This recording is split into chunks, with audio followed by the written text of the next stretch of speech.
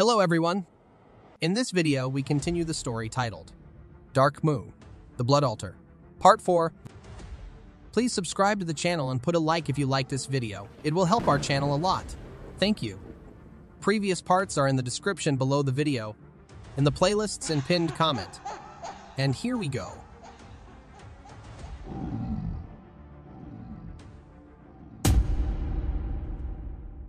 Last part ended with the vampire friends riding on a train and having the same dream. A girl was lying on an altar asking them to save her and to bring a sword from the temple.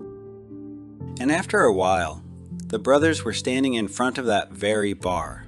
The first long silence was interrupted by Jan, who wanted to make sure that the book that had been stolen from Vanfield House had been brought here. But Jacob turned the attention to himself, asking everyone to be on their guard, because there were mobs of lower vampires everywhere. But Solon doubted that Dardan would have based himself in a place like this, which meant the bar could have been a base of sorts. Healy hoped Jaka could sense Suha's presence, but there was no signal. Moreover, Manjan the first vampire didn't seem to be here either, but he could feel the suggestive waves coming from this place. They were definitely different from the waves of the lower. To begin with, the guys decided to go inside. With a creak, the door opened, revealing an empty space in red-gray hues in front of the vampires. Jan swiveled his head in different directions, examining the arrangement of things. The lights were off, leading them to believe that the food place hadn't opened, except Gino noticed that the door was already open. Jaka's magic enveloped his body with warmth and pointed in the direction the waves were coming from. As it turned out, behind the wine were the stairs to the basement. Walking down, the young vampires winced with anticipation until they reached the iron door. When they pulled the handle, they discovered that there was a warehouse underneath the building. The darkness twisted them away, making it impossible to see anything. Jaka, on the other hand, believed it was not darkness. At least that's what it seemed to him. It was like a thick fog. After those words, something stirred. The sounds were coming from the stone wall, which turned out to be a secret passage. That was where the smoke was coming from. The door was locked from the back side. The handle wouldn't budge, so Jan decided to use his strength. If it was locked from the other side, it could be broken down completely. But something strange was happening to the guy. It became hard to breathe, and his hand stopped listening as if all the power was gone. The same thing was happening to the others. Their faces were red and their skin was covered in sweat. The problem was the fog. Someone's voice in the darkness was suddenly convinced of the first vampire's words about these guys coming here. Healy's gaze fell heavily on the silhouette of the stranger, examining him from head to toe. He was quite definitely different from the inferior vampires, and by all appearances, this black mist was spread by him too. The monster with sinister red eyes pulled on a wide smile and explained that the black smoke wasn't just putting the enemy to sleep, it was taking away their strength. Unfortunately, the boys noticed that there was not a single window around them, and there was nowhere to hide from this fog. They had lured them into the basement on purpose. But the stranger didn't expect the lords to hold out for so long. It only made him more wound up. Healy pulled himself together and shouted, addressing the others that they should have gotten out of this confined place first. Jan was holding on with all his might, but now not only his arms were not obeying him, the guy was having a hard time keeping his body weight down. He resisted himself until suddenly the door fell off its hinges under his pressure. When everything was ready and the vampire seemed almost to get out into the clear air, a frightening picture appeared before him. A crowd of lower creatures stood before him, examining the lad with interest. Unfortunately, their stupor did not last long, and the vampires, having prepared their fangs, rushed towards their new victim. They were like wild animals, unable to restrain their desires and instincts. Suddenly they began to be consumed by some dark energy.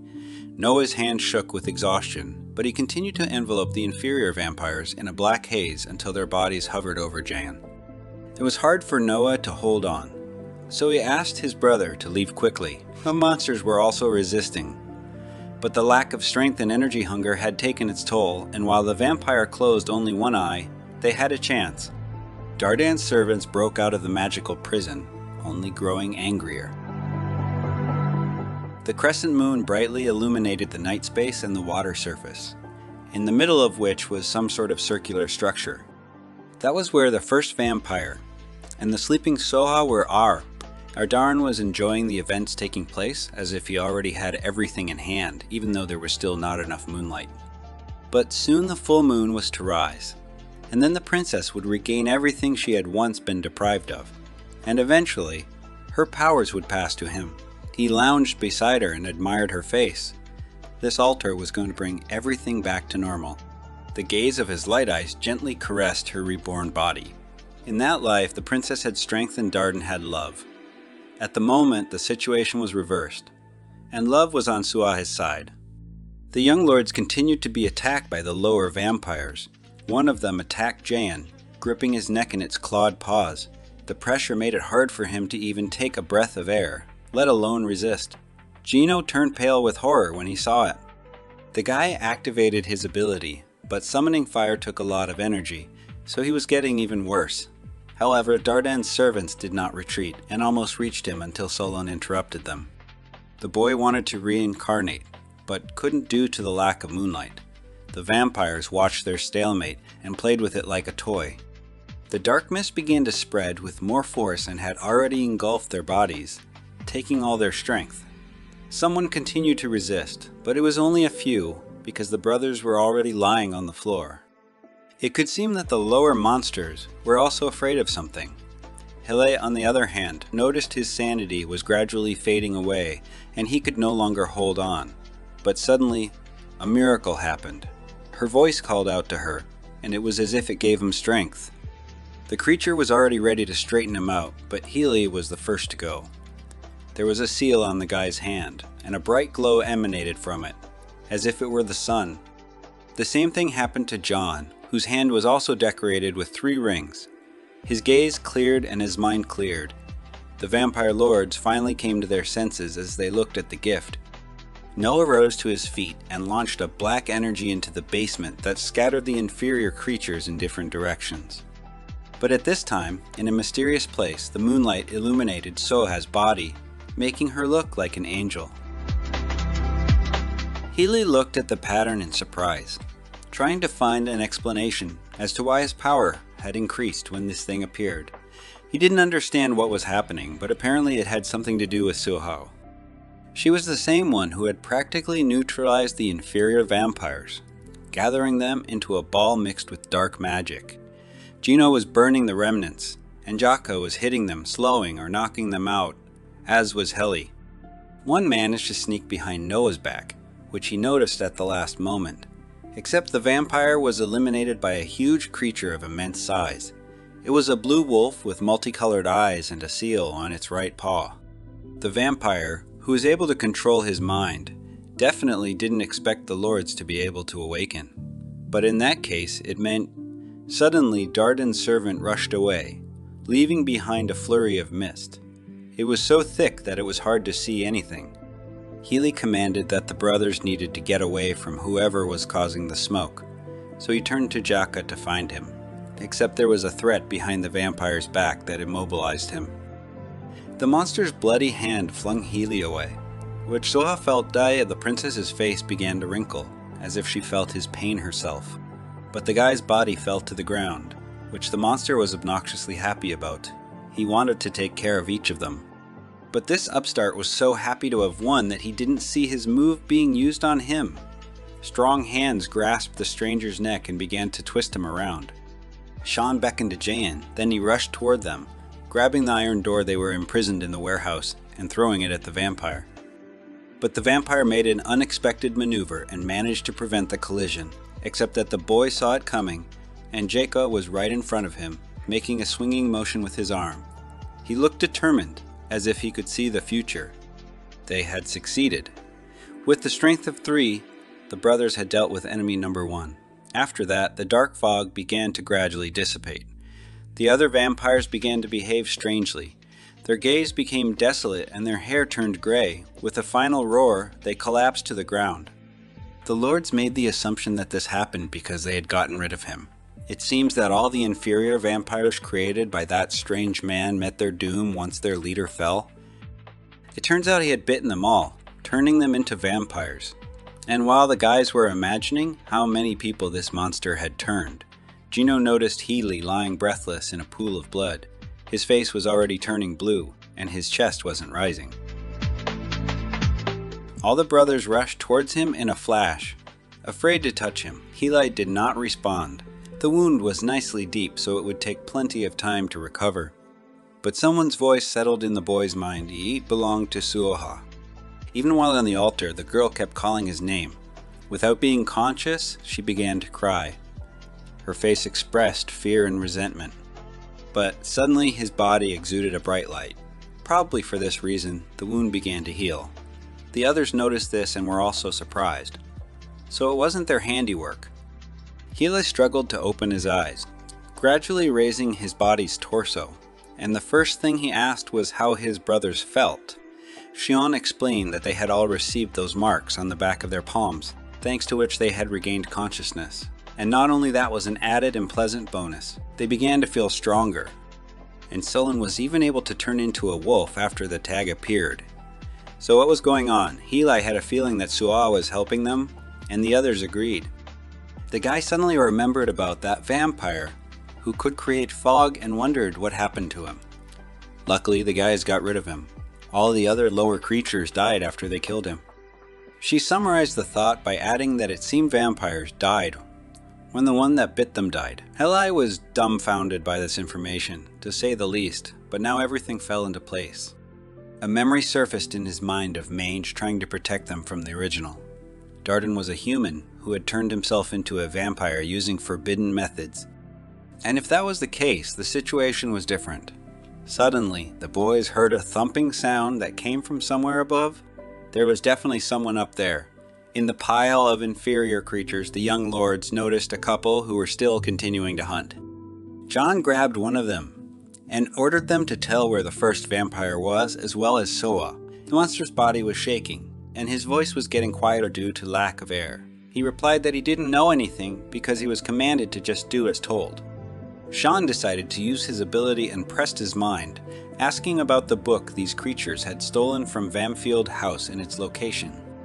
The vampire continued to ramble on about his ignorance, because all he knew was everyone gathered here was going to Autumnal City. After a while, someone else had already discovered that all the servants of Daedar were dead, and even the vampire of Mist. The werewolves snuck inside and tried to figure out what had happened, because the first floor and the basement were all littered with bodies. Angie made the assumption that the Healy group had already gotten ahead of them. Mom, on the other hand, added that there was a storage room nearby where many of their comrades were locked up. He thought Camille and Ruslan might still be there. When it was night, the boys did sneak into the old building, where there were indeed cages of wolf. Your sharp stares and barking filled the space. Khan ordered to free them all first and open the cages, and when the plan was ready, they were to flee from there. Except the werewolf hadn't seen Camilla and Ruslan, which meant the boys couldn't have opened all the cages.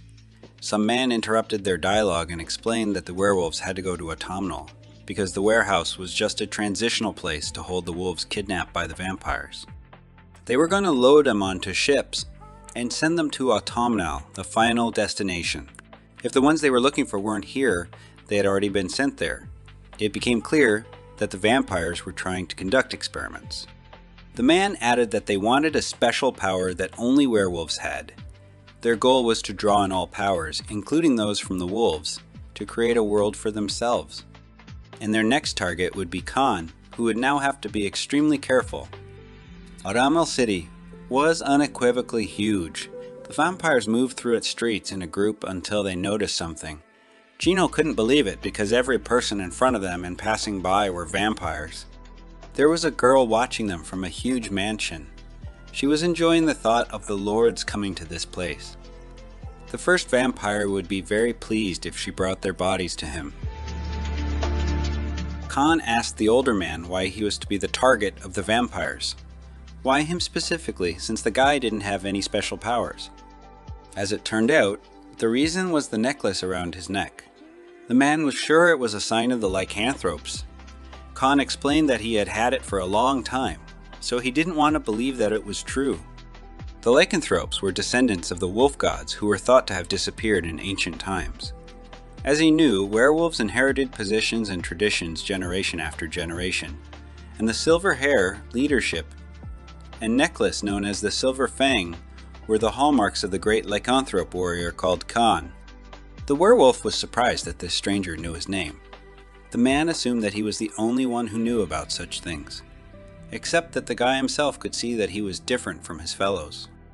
For example, during the red moon, he was the only one not reincarnated again. While his buddies barked and scratched their fur, Khan scrutinized his body, which was more like a human body.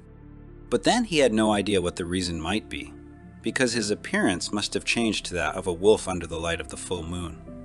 Khan wondered why he was different. He thought he was inferior or something, but now the man explained that the boy was born to lead everyone else. Khan's mind seemed to brighten, but he still had a hard time believing it.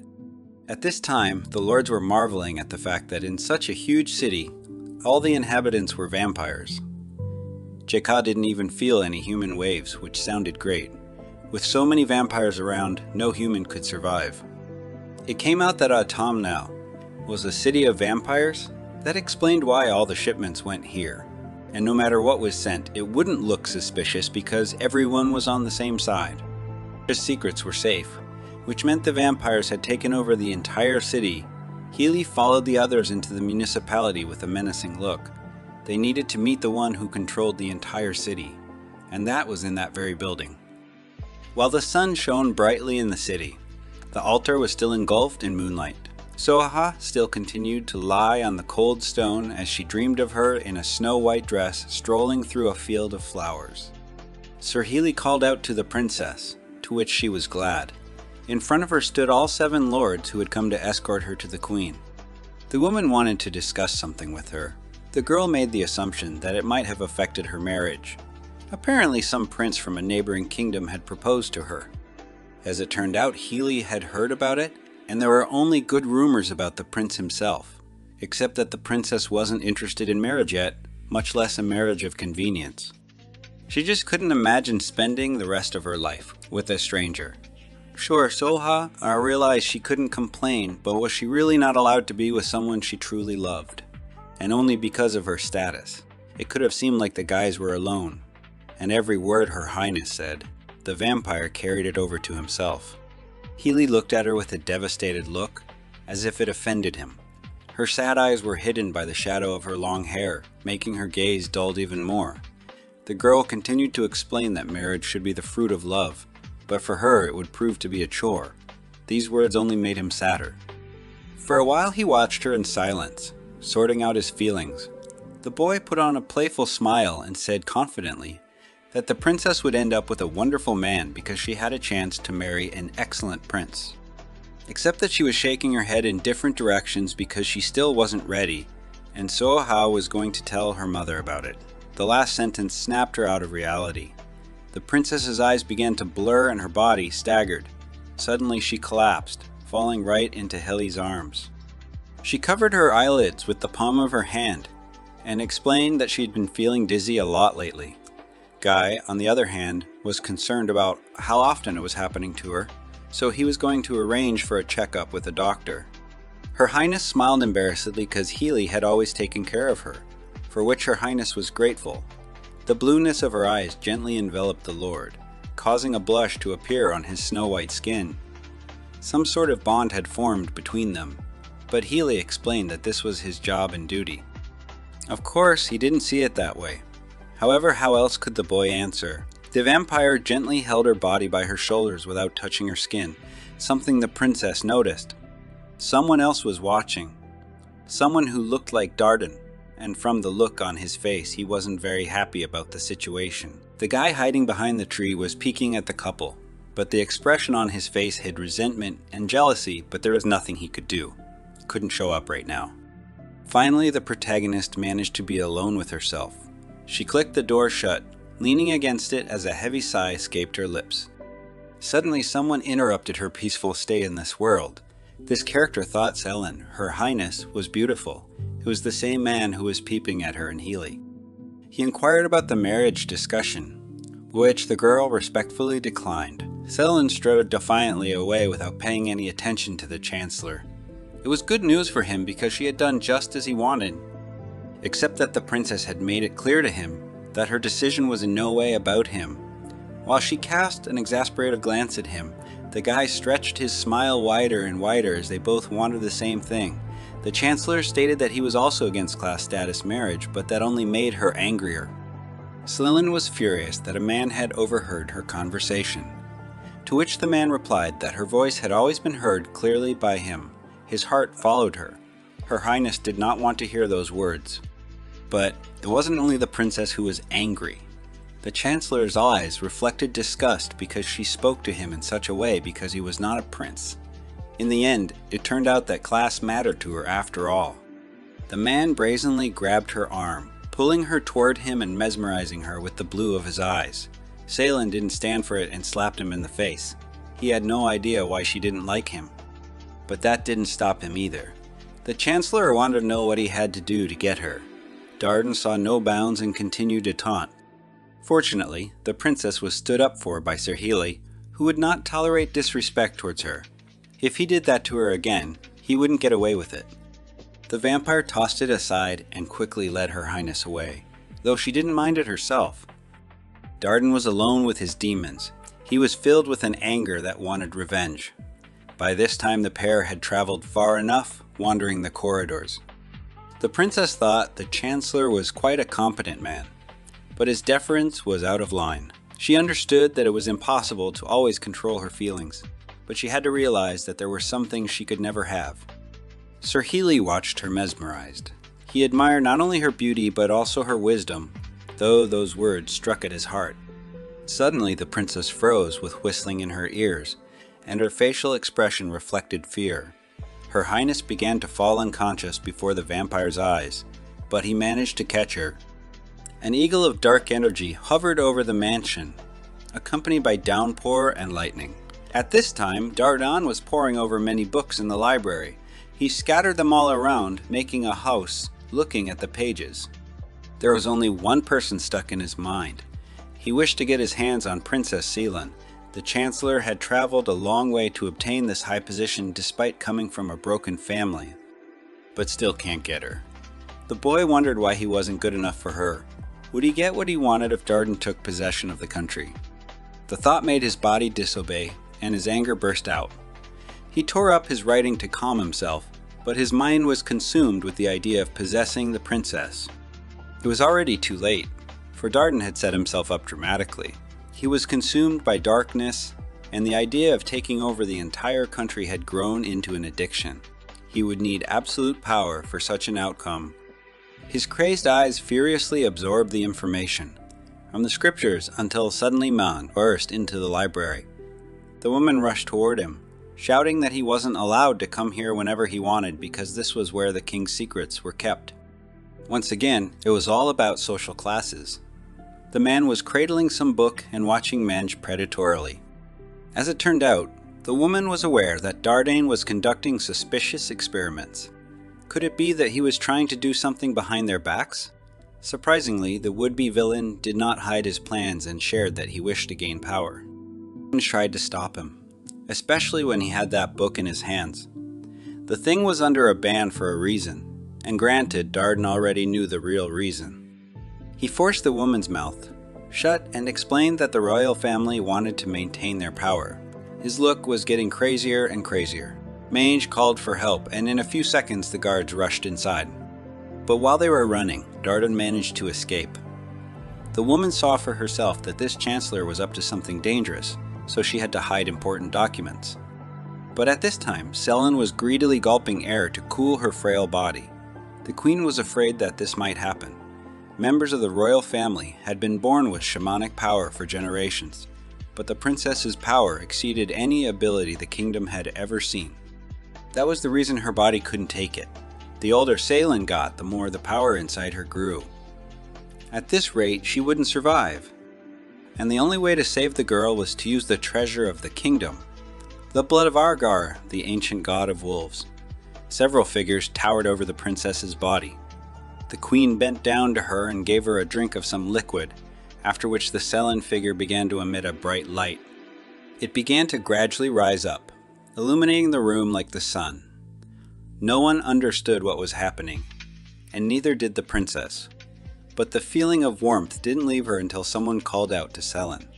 In the magical space, she was approached by a wolf who explained that the girl had shamanic blood flowing in her. It was Vargur, and he granted her power. Her curious hands reached for the animal's wet nose to make sure it was real, but its giant silhouette turned into blue energy that soaked into Selen. And then her body sank to the bed, taking all the magic. The queen rushed to her daughter, hugging her with all her strength. The princess mentioned the Wolf King, but it was as if the woman hadn't heard.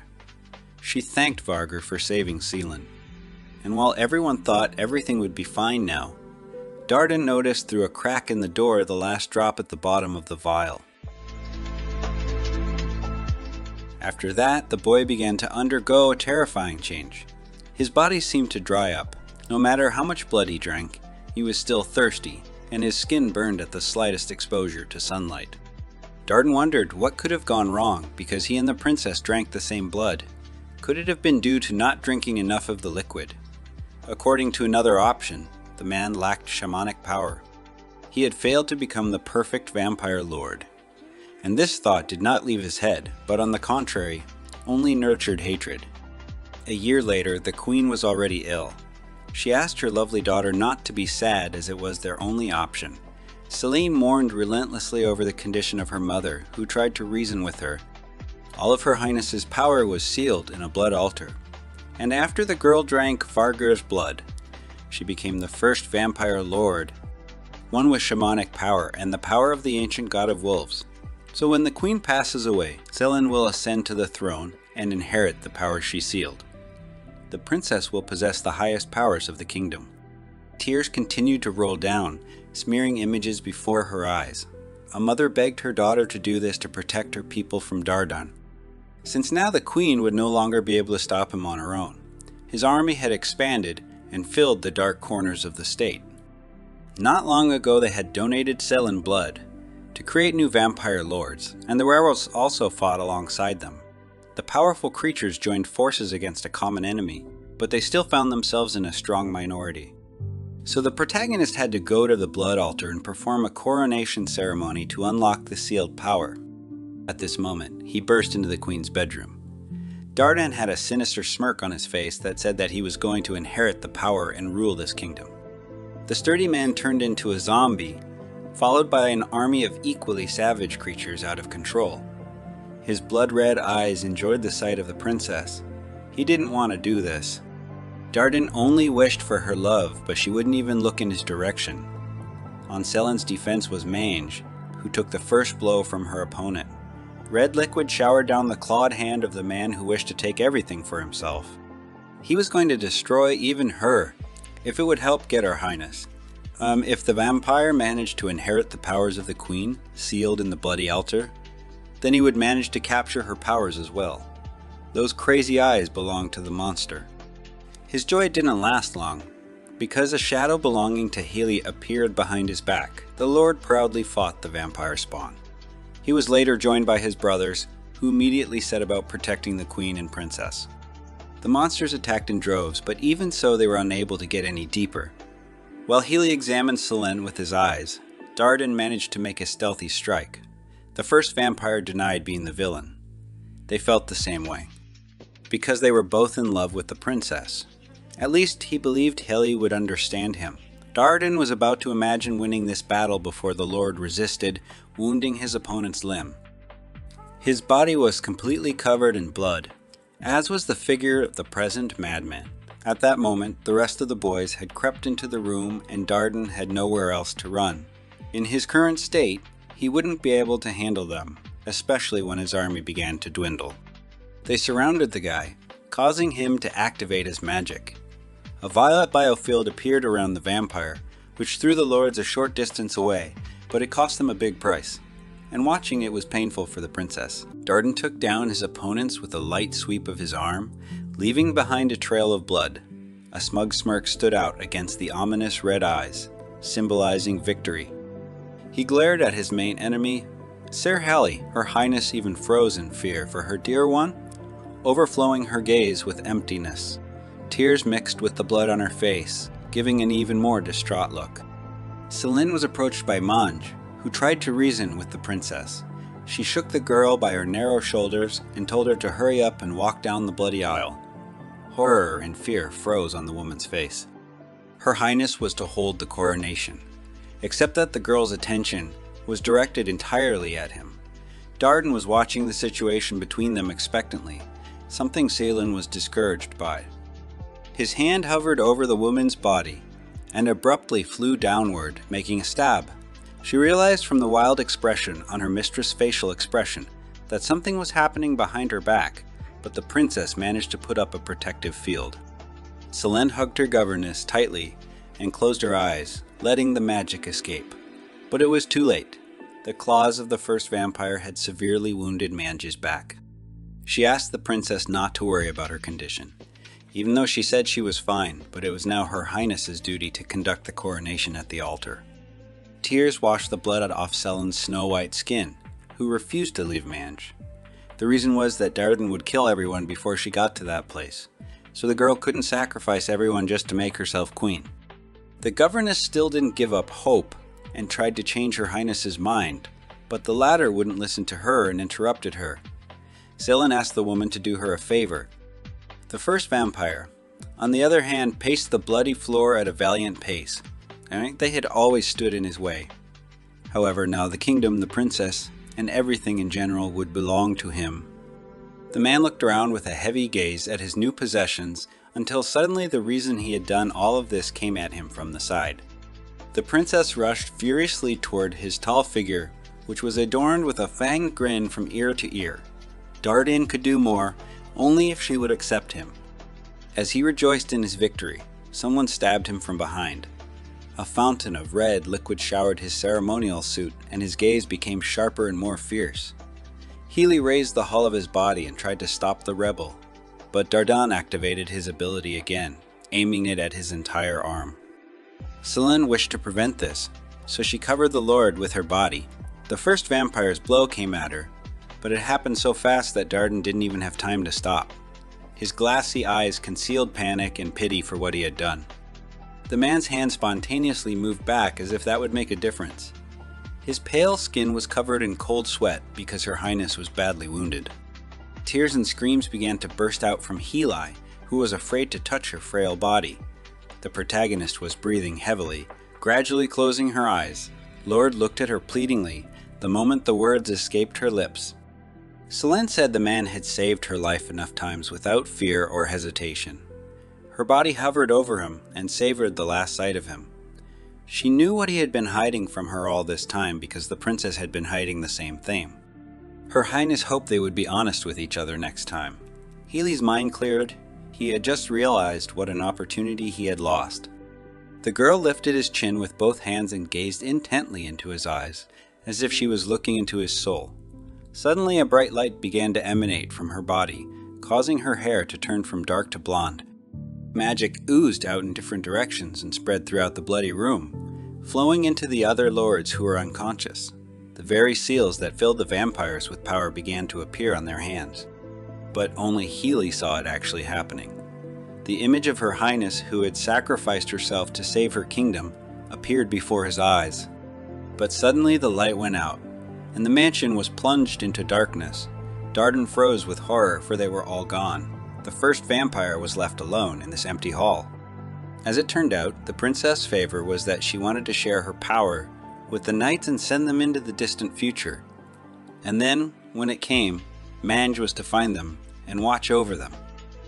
And even now, lying on the bloody altar surrounded by the enemy, Suha was crying because she remembered her past reincarnation. Celine had to return to this world again. Moonlight illuminated the watery surface, in the middle of which was a secret passage. There Darden scrutinized the howling hostage lying humbly on the stone altar. Tears were streaming from her eyes, and her mouth opened involuntarily, trying to make a sound. The first vampire wondered if the past memories might have returned with the hidden powers. But he was still tense about his former lover's current state, so he wished Celine would stop crying. Darden sat down next to her current body and watched. Tears came to his eyes at the thought that the princess would hate him again once her memories came back. After all, the guy brought me back in the form of her favorite person. But why had she chosen him again? Except it was completely built into him, because Darden could still love Selene even if he wouldn't be loved in return. The first vampire could kill everyone and take every lord's powers, and that thought gave him strength. Meanwhile, the lords were already standing in front of the town's administration house, which was filled with other vampires. Sean confirmed that it was the municipality, but he wasn't sure if they would be able to meet the mayor. Healy insisted that they should try their luck anyway. His serious gaze read confidence mixed with tension. The boys didn't even have to try. The front door opened by itself. A girl in red glasses appeared behind it, waiting for the lords. She invited the vampires inside, making them petrified with surprise. Her name was Trisha. The girl held the position of the mayor's secretary, so she assumed that the guests had come to meet him. While Trisha led them to a certain office, the lords communicated with each other using a mental link. Jaka asked his brothers to be on guard because this secretary was an unusual vampire. All seven felt a strange energy from this figure, but it was this figure that led the protagonist to the mayor's office. Inside the room, a middle-aged man was sitting behind a desk, feeling slightly uncomfortable. It was noticeable by his facial expressions.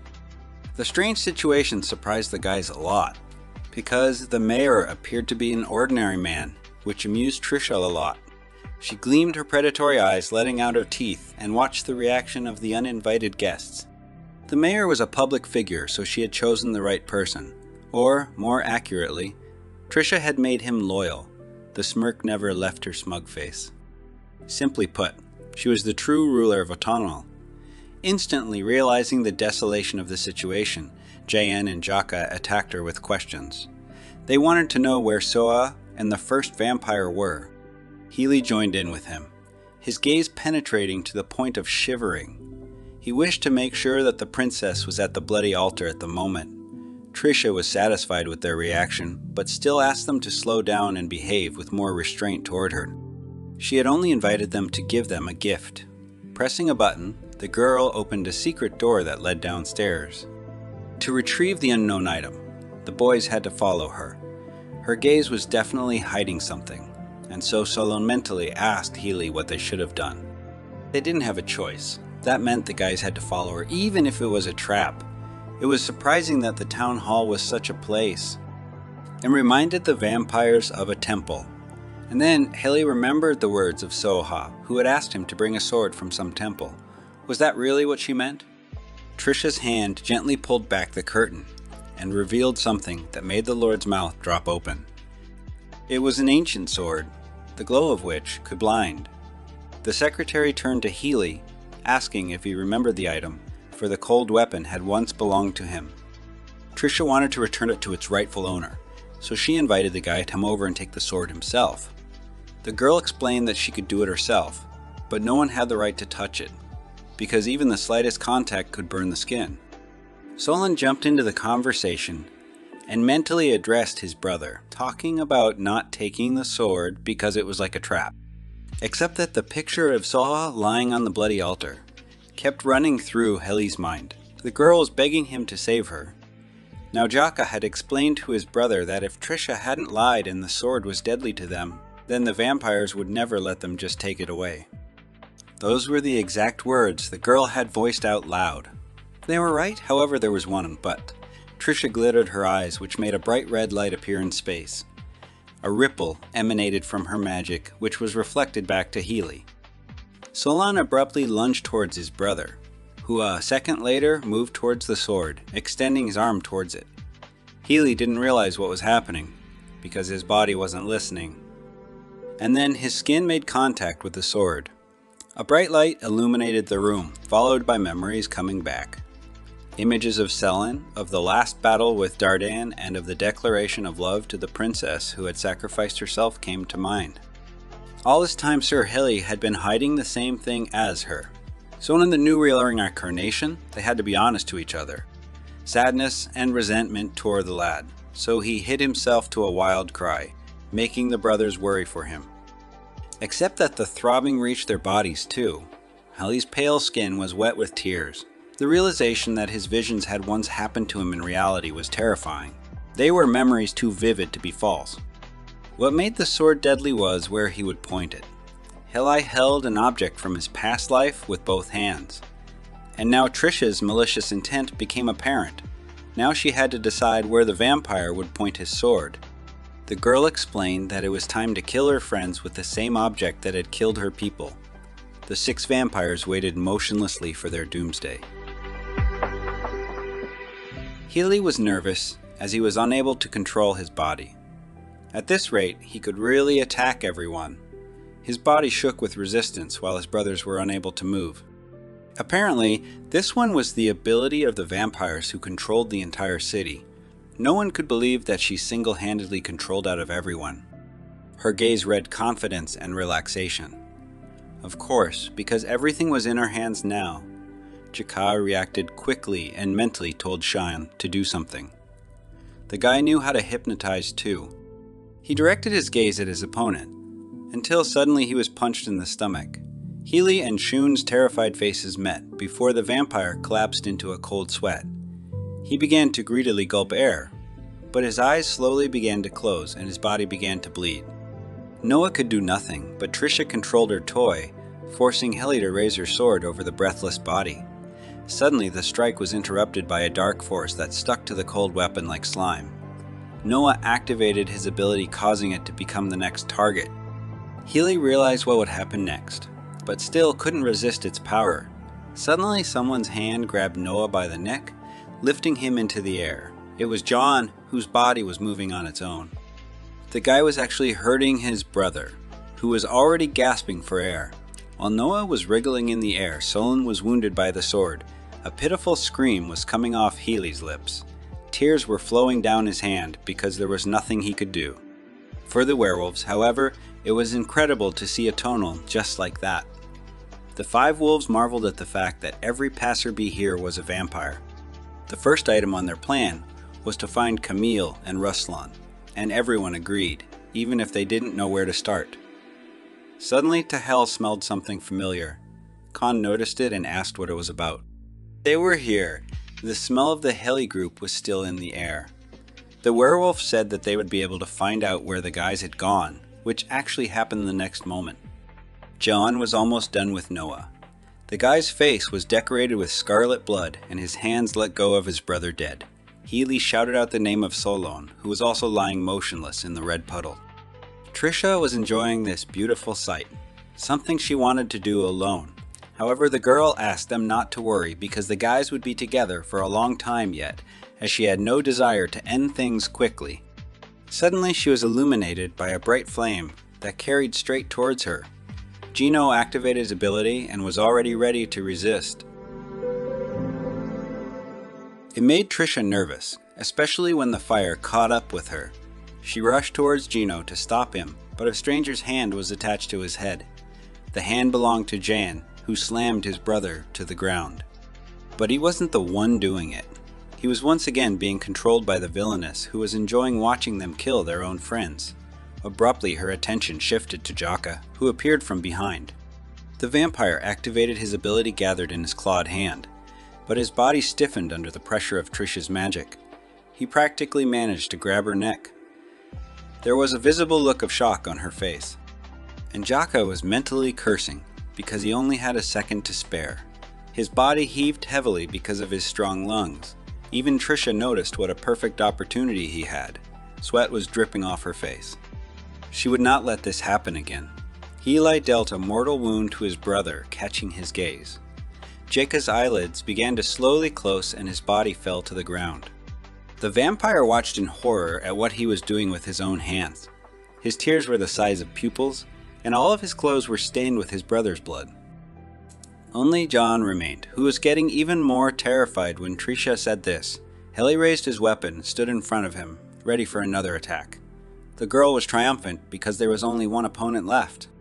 Adrenaline kicked into her head and Trisha wanted Jan's head. Hallie's body clenched, but her legs took leisurely steps on their own. The guy was shaking because of the resistance, but even so the female vampire continued to increase her strength. She was angry as her toy refused to obey. However, the villainess had seen her through one moment. Next to her lay the body of Jaka, who continued to feel pain. The boy opened his eyes and slid his hand around. There wasn't a living spot on him, but he continued to remain conscious. At this time, the werewolves were already standing in front of the town hall, from where they could smell a group of vampires. The only question was what the guys were doing here.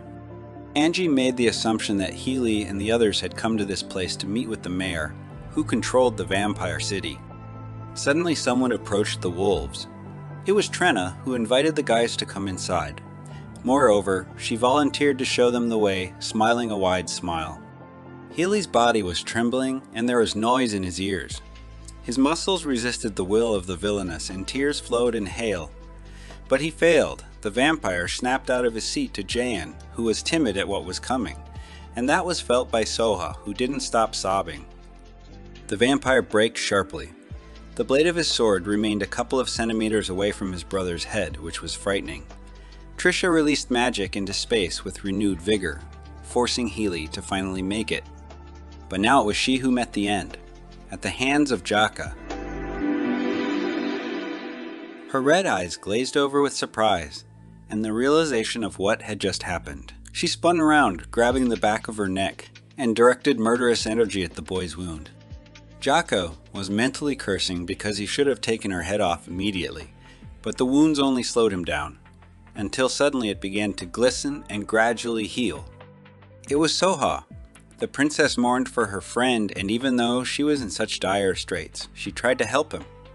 Except that the others were still seriously injured, their bodies lying motionless surrounded by bloody puddles. Trisha recognized the princess's strength, so she hurried to finish what she had started. In her mind, she called out to Trenna, the one who was now leading the werewolves inside the mansion. The girl flinched and stopped abruptly, turning back to the wolves. Trenna apologized to them because her sister had called her. The vampire had hoped to take them to a more interesting place, but unfortunately now she would have to indulge them right here. Suddenly the room was filled with inferior vampires that she was the one in control. So much for showing her true colors. Trisha, on the other hand, was slowing down due to the heavy loss of blood. But Jaka was waiting for this because of the wound his rival had used up a lot of strength, and to control all 7 at once was difficult even for her. It was for this reason that the girl stopped the 6 of them and forced Healy to attack them on her own. And the vampire froze when Jayan moved. That meant Trisha could only give complex commands to one of them. And now she was having a hard time controlling even one. And if Jaka's speculation was correct, she had no control over the wounded. Hearing this, the vampires began to react differently, something Trisha was definitely dreading. The first was Cheyenne, who blocked her magic. It was working. While the woman directed her attention to him, Healy was able to act. The boy quickly rushed towards the villainess, swinging his sword. Except his attack was repelled by Trenna, who had come to her sister's aid just in time. She was brewing in anger as these guys had dared to hurt her sister, and she couldn't let it go. The werewolves, on the other hand, managed to hold their ground, sending the inferior vampires away. When it looked like it was all over, they noticed that Trenna had left them and just disappeared. The team couldn't let her get away, so they proceeded to follow her. Tahale stopped them, however, because he could smell their brethren, albeit not as clearly. The vampires, on the other hand, were having a hard time resisting, especially when there were more opponents. The girl kept them from moving, and Trisha gave the sword to her sister, who was full of strength. This way, they would end up dead. They could sense each other, so they knew how to work as a team. A perfect job where Trisha manipulated magic and Trenna used physical strength. The latter darted off towards Healy, already rejoicing in her victory. But a wolf of enormous size got in her way. The animal suddenly piled all its weight on the girl's figure and pressed her into the ground so hard that splinters flew into the air. Trisha gripped her wound harder as Khan opened his jaws, so she aimed her ability at him. This gave Trenna some breathing room, who a second later delivered a crushing blow to her opponent. There was no more hope left. A fountain of blood rushed from the wolf's wobbly figure. Khan growled menacingly, causing Haley to revive even more. But Trenna continued to press on. She jumped and struck the wolf directly in the wound, causing the other werewolves to rush over. Jakar recognized the guys, one of whom instantly took his second form and joined the fight, even though he was screaming at the top of his lungs to stay away from her. Except the wolf wished to exact vengeance for his leader. Trisha had time to react and direct her magic at him, causing him to petrify and hover in space. Her sister seized the moment and struck him with her sword. Thus Najak became another victim of these girls. Healy explained to them that the older sister could control the actions, but she couldn't control everyone because of her neck wound, even though she had the power to target everyone if they got within range of the ability. Trisha ordered her sister to start dealing with those who were injured, and she didn't even want to disobey. The first one in her path was Salone, and when Trenna was about to catch his lifeless body, Angie managed to take the guy in her arms and get him away from the sword in time. She was seized by a great anger. The werewolf, on the other hand, asked the others to get the wounded out of there as soon as possible. The guys never thought they would be rescuing vampires, but still, they couldn't leave them to die. Trenna, on the other hand, couldn't let them leave. So she decided to go on the attack again, except that there was a voice in her head. It was asking her to leave them behind. As the werewolves took out a few survivors, the door suddenly closed behind them. Trisha pressed the button, glad that victory was still hers. Now then, she would let the remaining ones rest in peace. Healy, still holding the sword, could feel her gaining more control and theirs becoming less. The woman gave the order for her younger sibling to attack. Trinda gripped her cold weapon harder, winding it to the side for balance and a strong strike, and increasing her speed. The boys one by one were getting wounded by her sword, which the princess felt. And when Healy was left alone, the girl was glad that she would be able to end it all quickly. She rushed towards him, practically catching up to his neck, if it wasn't for one butt. Right on her back jumped the main character. A huge stream of air formed in the space that could sweep even vampires and werewolves off their feet. Somehow, Suha had magically transported herself and Trenna straight towards her sister, who had fallen at the hands of her own sister. The girl's eyes went blank at the realization of what had happened, as the head of her family member was flying downwards right before her eyes. The problem for both was that the older sister had bitten the younger, which meant that if the former died, the latter would meet its end as well. Tears began to stream down Healy's face. Just now he had seen Suha, but the girl had suddenly disappeared somewhere. The vampire called her name pitifully, spinning from side to side, but there was no answer. Was he imagining things? It couldn't be, because there was no other explanation. The Lord was sure that she was the one who had helped them. Suddenly, a bright glow appeared to his right, coming from the werewolf's body. At the same time, the same thing was happening to the princess's body. Dordan watched her mesmerized, as if he was afraid of what would happen next. His gaze was fearful and wary as the girl disappeared and reappeared. The first vampire was sure it was the princess's ability to turn into mist. Suha had learned of her power when she brought back memories from the past. Back then in the square, she hadn't even been aware of them. But now, the man doubted that she was able to use her powers properly because they had gone to the lords who had come to rescue her. Suha's face was still wet from the tears that kept pouring non-stop. As long as Darden thought like this, he had no reason to worry because all her powers would eventually become hers. At this time, Khan returned to his human form, coming to a realized state. This caused the others to exhale in relief for the guy who didn't realize what had happened. The last thing he remembered was being shot. The werewolf lifted his shirt, seeing that the wound was no longer there, which meant he was fine. Luckily, no one was hurt, because suddenly their bodies glowed and the guys were healed. The vampires, according to the wolves, believed that Suha was the cause of this. Khan asked the brothers what had happened to the sisters. Healy intervened and said with certainty that they had died. Suha had done it, not him. The phrase made Khan jump to his feet, looking around for the girl. She wasn't with them now. The werewolf was angry because, if the vampire was to be believed, the princess had handled her rivals without being here. Healy didn't fully understand the whole situation either, but he himself had seen Suha appear out of nowhere and disappear again. Everyone tried to analyze the situation in their own way, watching the vampire in amazement. How could this even be true? Healy lowered her eyes and uncertainly made the assumption that it was her ability. something akin to teleportation, but not quite it. In her opinion, the protagonist wasn't capable of traveling to other places while retaining her physical shell, but she was able to instantly appear somewhere by turning into mist. Suddenly, Solin's words came to Solin's attention. I remembered Suha talking about how she had incredibly realistic dreams at times. So much so that she remembered all the sensations and even the smells. But was Suha sure they were just dreams? Helly kept saying that the princess was back where she was. But how could she be so sure?